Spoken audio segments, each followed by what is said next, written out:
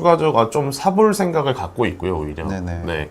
그래서 포트 변화는 없이 지금 대응을 하고 있고, 반도체 같은 경우에 사실 하이닉스가 13만 원을 맞아요. 넘어서는 네. 순간이 있었고, 삼성전자가 그 뒤를 따라서 좀 올라오면서 7만 원 선을 넘어가는 모습들이 있었는데, 그런 모습들에서 사실 일단 가장 안전한 대피처가 저는 반도체라고 일단 보고는 있고요.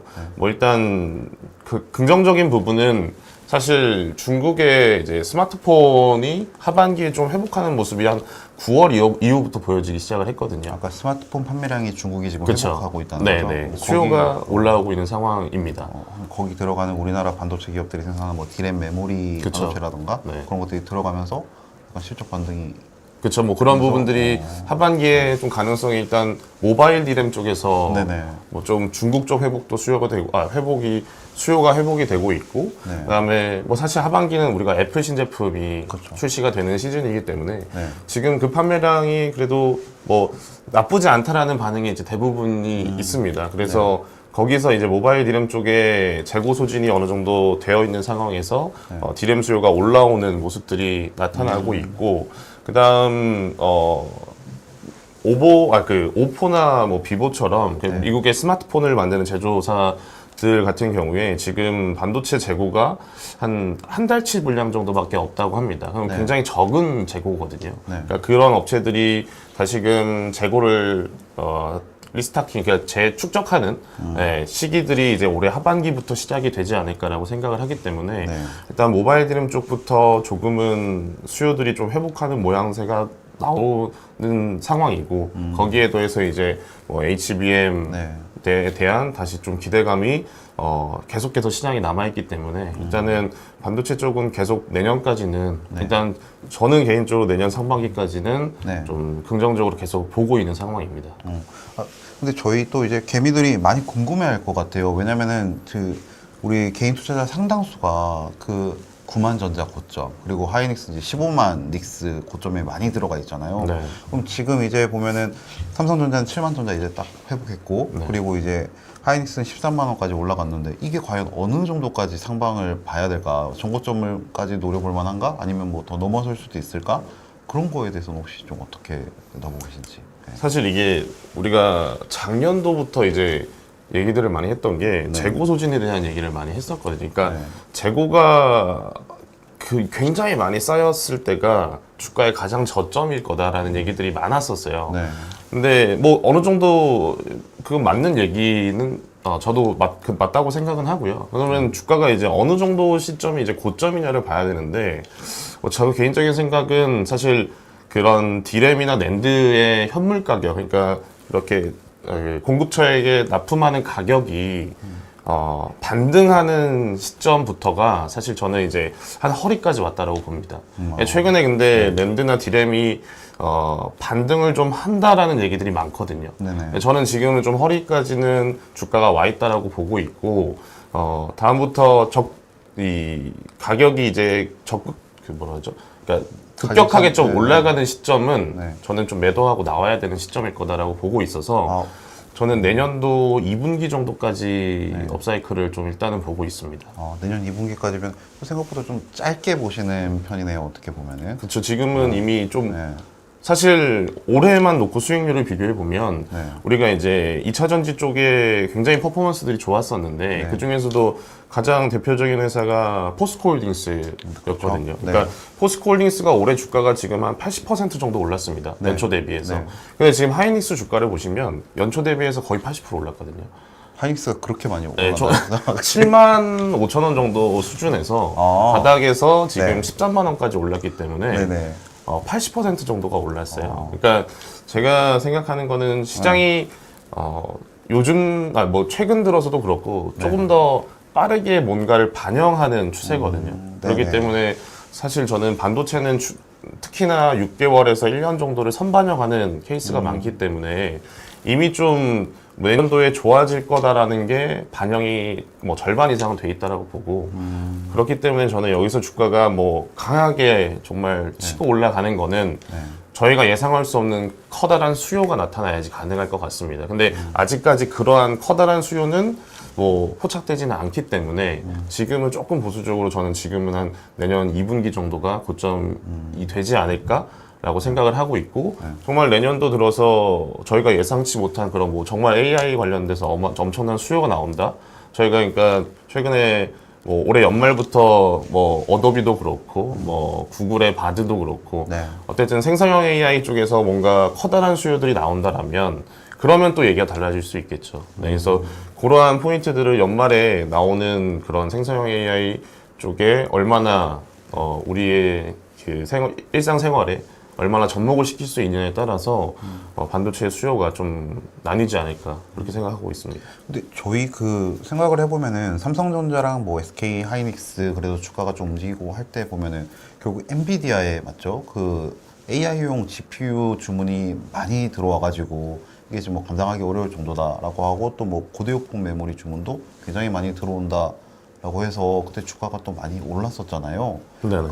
근데 그게 추세가 지금 계속되고 있다고는 보지 않는 거예요. 그러니까 추가적으로 거기에 더해서 예상하지 못했던 수요가 들어와야 된다고 보시는 거.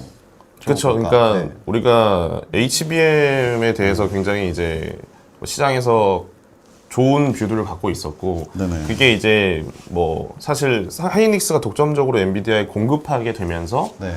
사실 하이닉스 주가를 많이 끌어올렸죠. 거기서 네. 프리미엄을 훨씬 많이 받게 됐는데 네.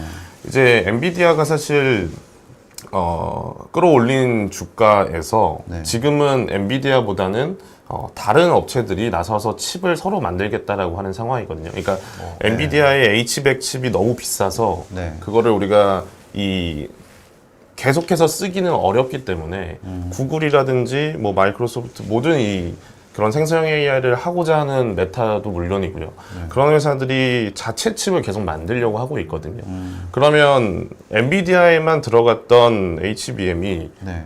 AMD가 만드는 거에도 들어가고, 그다음에 뭐 자체적으로 칩을 만드는 구글이 뭐 자체적으로 칩을 만들어서 거기에 또 들어갈 수도 있겠죠. D램이나 네. DDR5나 HBM이. 네, 네. 그러니까 엔비디아에만 들어갔던 게 이제 뭐 많은 빅테크들이 자체 칩을 만들게 되면 거기에 또 들어갈 가능성이 높기 때문에 네. 거기서 이제 수요가 확산될 가능성이 있다는 거죠. 네, 그래서 그 수요가 과연 얼마나 나올지가 저는 관건일 거라고 생각을 합니다.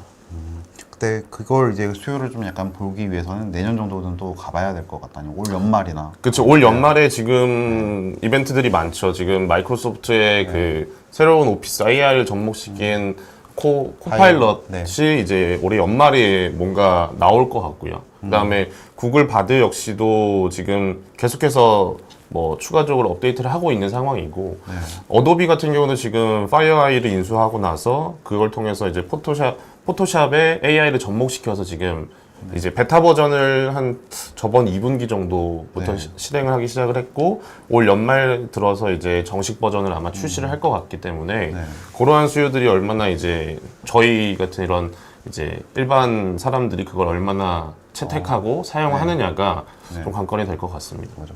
근데 저도 이게 뭐 약간 신변잡기적인 얘기긴 한데 그 AI 기술을 활용해서 만든 그 소프트웨어 있잖아요. 그러니까 막 그런 것들로 나온 뭐 어학 학습하는 거 뭐 어플 뭐 스픽이라던가 막 그런 거 하나 두 개씩 써보는데 이게 괜찮더라고요. 많이 웬만한 사람 하는 것보다. 그러니까 그런 것들 중에 뭔가 좀 하나 굉장히 사람들한테 많은 반향을 일으킬 수 있을 만한 게 나온다고 한다면은 정말 아까 말씀하신 것처럼 뭐 각 개별 업체들이 이제 마저 AI용 뭔가 칩을 자체 설계하고 그런 속도가 좀 더 빨라지지 않을까라는 기대가 좀 되기는 한 것 같습니다.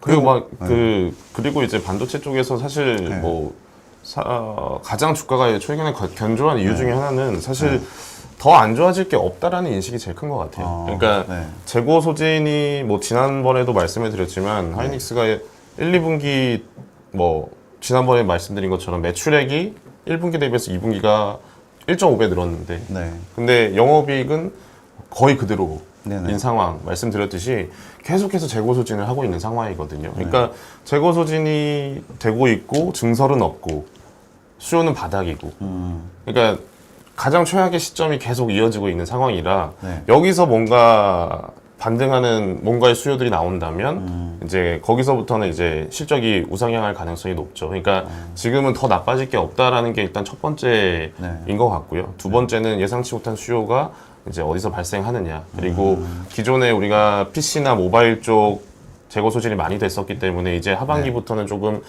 리스타킹하는 과정들이 들어서는 거 아니냐. 그런 기대감이 다 섞여 있는 상황인 것 같습니다. 결국 보면은 지금 최근 주가 조정이 많이 일어나고 있다고는 하지만 진짜 그 SK 하이닉스랑 삼성전자는 정말 단단하게 잘 버티더라고요. 네. 대신 이제 H의 뭐 수혜주라고 하던 그 약간 뭐죠 이수페타시스 뭐, 네, 뭐 네네네. 그런 종목들은 굉장히 많이 빠지긴 하던데 보니까 결국 근데 종합하면 그런 것 같아요. 그러니까 PB님도 약간 전고점에 대해서는 이제 섣불리 뭔가 말을 하긴 좀 어렵지만 뭐 예상하지 못한 그런 AI 수요가 뭔가 추가적으로 나온다고 한다면은 그때부터는 또 주가가 새롭게 또 갈 수 있다는 좀 가능성을 살짝 열어두신 그쵸. 정도라고 네. 생각을 하면 될까요? 네, 그 정도로 볼 수 있을 것 같고요. 네. 어쨌든 뭐 제가 최근에 이제 뭐 반도체 장비 네. 회사들 네. 또 컨택을 해봤을 때 네. 사실은 이제 뭐 장비 회사들을 저는 뭐 내년 상반기까지 일단 좋게는 보는데 그 이유가 일단 중국 쪽에 있는 공장이 네. 사실 미국의 그런 중국 맞아요. 제재라든지 이런 부분들 때문에 좀 그 공장을 좀 더 증설한다거나 네. 뭔가 더 공정을 더 좋은 공정으로 넘어가지 못하는 상황이거든요. 네. 그러니까 그 공장을 사용할 수 없어서 지금 삼성전자도 평택에 이제 P4 공장이라고 해서 그 공장을 증설을 해야 될 것 같습니다. 네. 중국의 그 공장을 사용을 못하는 상황이 나타나기 때문에 아마 평택에 새로운 공장을 증설을 해야 되는데 그게 올해 7월 정도부터 아마 증설할 수 있을 거다라는 예상을 했었어요. 근데 그게 조금 딜레이 된 상황이거든요. 네네. 그게 지금 올해 하반기 12월이나 내년 1월 정도부터 아마 초기 장비들이 아마 들어갈 가능성이 높지 않을까라는 생각이 있습니다. 그래서 그렇게 되면 장비 회사들은 가장 맨 처음에 들어가는 장비가 아마 12월이나 1월 정도부터 들어가면 내년 한 2분기 정도면 이제 메인 장비들이 아마 들어갈 가능성이 높을 것 같고 네. 내년 2분기, 3분기 아마 장비 업체들의 실적이 가장 좋은 흐름들이 나타나지 않을까라고 보고 있어서 네. 뭐 그러한 시점까지는 장비 회사들은 좀 더 긍정적으로 보고 있고 뭐 거기서 이제 주 메인이 되는 회사들은 뭐 지난주에도 언급을 드렸던 뭐 증착 장비 회사가 메인이 될 수도 있고요. 네. 그런 장비 회사들에 대해서는 뭐 계속해서 좋은 뷰를 갖고 있습니다. 주차장비 회사 이름이 뭐였죠? 기억이 안 나요. 삼성향으로는 이제 뭐 네. 유진테크가 있고 네. 하이닉스 향으로는 이제 주성 엔지니어링이 있는데 뭐 이미 또 많이 네. 사실 반영이 되고 있는 상황이죠. 선반영이 되고 있는 상황이긴 하지만 계속해서 뭐 보유하신 분들의 영역일 수도 있는데 네.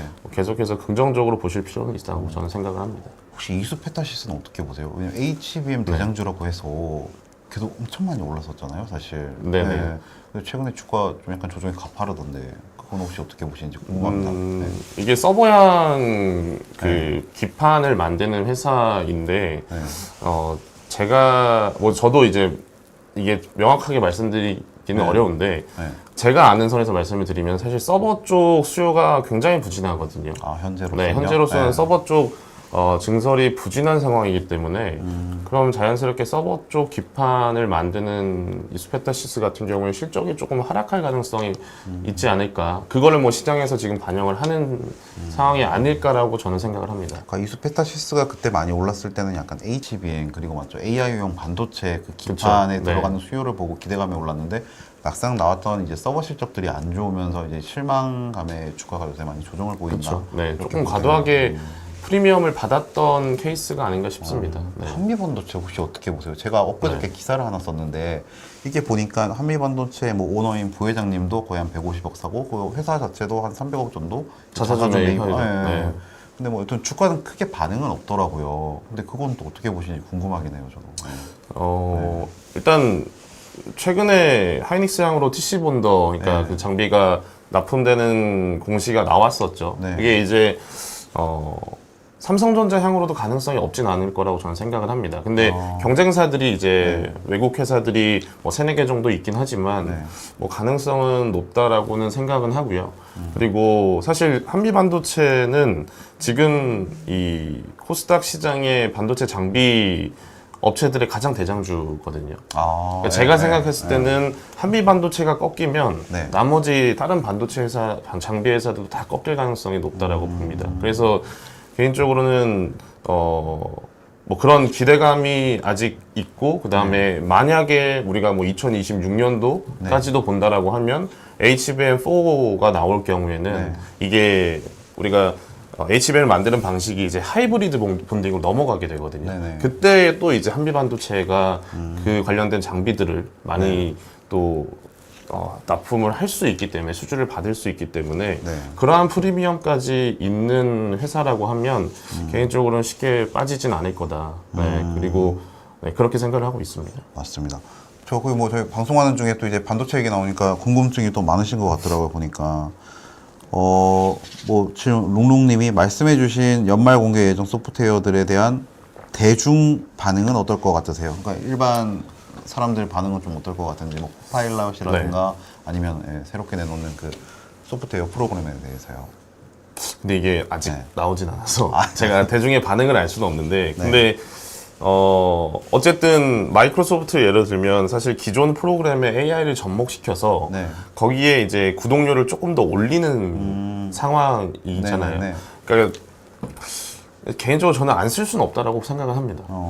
그러니까 그걸 안 쓰고 다른 대안이 있으면 되는데 전 대안이 없다고 생각을 하거든요. 하긴 저만 해도 뭐 맨날 엑셀 두드리고 하는데 거기에 이제 새로 기술을 넣어서 조금 더 편해진다고 하면은 어차피 회사에서 돈을 내주거든요. 쓸 것 같아요. 그러니까 그런 기업들이 많이 쓰는 상황이고 마이크로소프트 같은 경우에는 그러면서 저는 실적이 좀 우상향할 가능성이 있을 것 같다라고 생각을 해서 뭐 나와봐야 알겠지만 일단은 뭐 그냥 그런 생성형 AI 쪽에 관련된 빅테크 회사들은 개인적으로는 실적이 그런 AI를 접목시킨 것들로 인해서 실적이 올라갈 가능성은 높아 보인다라고 생각을 합니다. 그렇죠. B2B 사업을 통해 가지고 이제 뭐 구독료를 높이면 그만큼 이제 수익이 그만큼 늘어나는 거니까. 그렇죠. 이게 이제 B2C로는 어떻게 갈 거냐는 사실 아직 미지수긴 하겠죠. 그러니까 B2C로 가서 저희가 이제 구독료를 지불하면서 뭔가를 할 수 있을까? 거기는 아직 거기까지는 모르겠습니다. 좀 보니까 또 파인애플님이 중국 반도체는 어떠냐고 이제 뭐 화웨이나 이런 데 들어가도 될까요?라고 물어보시네요. 보니까 뭐 국내에도 좀 상장돼 있는 중국 반도체 ETF들도 뭐 있고 한데 이건 좀 어떻게 보세요? 뭐 약간 되게 추상적인 질문이긴 한데 그러니까 결국은 저도 이제 이 보면서 되게 흥미롭더라고요. 최근에 보면 미국이 이제 중국이 인공지능 굴기하는 걸 막겠다고 엔비디아의 이제 저사양 맞죠? 인공지능용 반도체 수출도 통제하고 그러는데 그러면 얘네들은 보통 자체적으로 이제 개발하기 시작하잖아요. 그렇죠. 정부에서 또 막대한 자금을 들여가지고 그렇게 볼 때 중국이 자기들만의 반도체 생태계를 또 만들 수 있다라고 보는 시각도 있고 뭐 아닌 것도 있고 한 것 같은데 피비님은 좀 그쪽으로 사실 관심을 좀 두고 계신가요 일단? 사실 제가 중국 반도체 회사들에 대해서는 관심은 딱히 두진 않는데 그러니까 제가 이제 개인적으로는 이제 그 중국의 수요가 그러니까 살아나는 정도까지만 제가 일단은 파악을 하고 있고요. 실질적으로 그 중국의 장비 뭐 이렇게 반도체 회사들 세세히는 사실 제가 그 보지는 않습니다. 그렇기 때문에 그 이 점에 대해서는 그리고 말씀드리기가 좀 어려울 거는 같고요. 그러니까 예를 들어서 화웨이에 들어가도 되냐라는 말씀을 해주셨는데, 그러니까 최근에 이제 화웨이가 휴대폰을 새로 메이트 그 프로 16인가요? 그게 새로운 핸드폰을 출시를 하면서 뭐 애플에 대항하는 정말 많은 수요가 나오고 있다 이런 얘기들이 있었거든요. 뉴스에서도 나왔었고 근데 뭐 지금도 계속 뭐 얘기들은 나오고 있습니다. 그러면 거기서 아이디어를 얻을 수 있는 건 화웨이 쪽으로 그럼 납품하는 회사 우리나라 회사를 찾아볼 수 있을 것 같고요. 뭐 화웨이 쪽에 그런 그 디스플레이를 납품하는 회사 중에 하나가 이제 우리나라 회사 상장사 중에는 JNTC가 이제 커버 글라스를 그 화웨이 쪽으로 납품을 하기 때문에 제가 알기로는 화웨이 쪽 한 비중이 한 한 4-50%는 되는 걸로 알고 있어서 뭐 그러한 회사들을 대안으로 볼 수 있겠죠. 그러니까 네. 뭐 중국의 뭔가 반도체나 그다음에 뭐 이런 뭐 세트 수요가 좋다라고 했을 경우에 네. 그거를 이제 우리나라 그런 부품 업체들 중에서 찾아서 뭐 그거를 사는 방법이 더 맞지 않을까. 네. 커버 글라스라고 하면 이 핸드폰의 겉에 이 유리 그쵸, 네. 말씀하시는 거예요? 겉에 아, 뒷면과 앞면 다. 앞면 유리? 네, 앞면 유리를 얘기하는 거고요. 맞습니다. 전 이것도 좀 궁금하긴 해요. 미국이 지금 중국으로 향하는 반도체 수출을 통제하면서 이게 좀 약간 전체 반도체 실적에도 영향을 많이 미칠까요? 약간 뭐 시스템 반도체는 물론이고 뭐 메모리 반도체까지 한번 그냥 계략적으로 네. 한번 좀 말씀해 주시면 궁금합니다. 네. 그러니까 사실 최근에 이제 그저께 그 얘기가 나오면서 네. 엔비디아 주가가 장중에 제가 뭐 본바로는 한 8%까지도 빠졌었는데 맞아요. 네, 굉장히 많이 빠졌었는데 그 보고서도 나오더라고요. 목표 주가 하향한다고 CT랑 이쪽에서. 네. 근데 영향이 없진 않을 것 같고요. 네. 네, 없진 않은데 네. 중국 비중이 어느 정도냐의 차이일 것 같습니다. 근데 중국 비중이 엔비디아 같은 경우에 제가 알기로 20%가 채 안 되는 걸로 알고는 있는데 네. 그렇다라고 하면은 사실 중국 수요에 따라서 그렇게까지 크게 영향을 받지는 않을 수 있다. 그리고 기존에 이제 엔비디아 예를 들어서 보면 어쨌든 저가형이 네. 많이 들어가는 상황이기 때문에 의미 있는 실적에 뭔가 불이익은 사실상 없지 않을까라는 게 생각이고요. 네. 다른 회사들 보면 어제 이제 램리서치라고 하는 미국의 네. 대표적인 장비 회사, 반도체 장비 회사가 실적 발표를 했었는데 거기서 나온 얘기가 최근에 중국 비중이 많이 높아졌다고 합니다. 아, 네. 그러니까 왜냐하면 우리나라에서는 장비 수주가 거의 들어오지 않는 상황이고 중국 쪽이 오히려 이제 장비 네. 수주들이 좀 들어오면서 네. 이제 중국 효과로 인해서 매출이 좀 올라왔다라고 얘기를 했거든요. 네. 그래서 중국 매출 비중이 이번에 제가 알기로 한 50% 가량 되는 걸로 파악을 했는데 아, 램리서치 네, 최근 했어요. 매출에서요? 네. 이번 실적 발표에서 그렇게 얘기를 했는데 그러한 걸로 봤을 때 사실 중국을 규제를 한다고 하지만 그렇게 큰 규제는 없는 것 같아요. 웬만하면 이제 좀 뭐 그런 정말 첨단 공정에 있는 네네. 좋은 장비들 빼고는 네. 그래도 공급을 하고 있는 상황이라 그렇기 때문에 규제는 한다고 하지만 실질적으로 그렇게 영향이 많지는 않은 것 같다라는 게 저의 생각이고요. 네. 그리고 어제 뭐 램리서치의 실적에서도 네. 볼 수 있듯이 좀 중국에서 뭔가 그래도 수요들이 좀 살아나는 분위기는 있는 것 같다까지는 확인할 수 있을 것 같습니다. 알겠습니다. 하긴 저희도 보면은 저 엊그저께 이제 하이닉스 주가가 많이 올랐을 때 보면은 우리 산업통상자원부 이제 차관님인가 아마 발표를 했던 것 같은데 VEU 그 맞죠? 포괄적 그 용어가 좀 네. 어려웠는데 여튼 우리 중국에서 생산한 반도체도 이제 해외로 맞죠? 그 뭐 별도의 통관 절차나 이런 거 없이 수출 가능하다라고 이렇게 나오면서 했던 걸 보면은 우리가 우려하는 것만큼 그렇게 미국의 뭔가 대중 반도체 수출이 그렇게 심각하지는 않을 수도 있다라고 정도로 정리가 되는 것 같습니다. 예.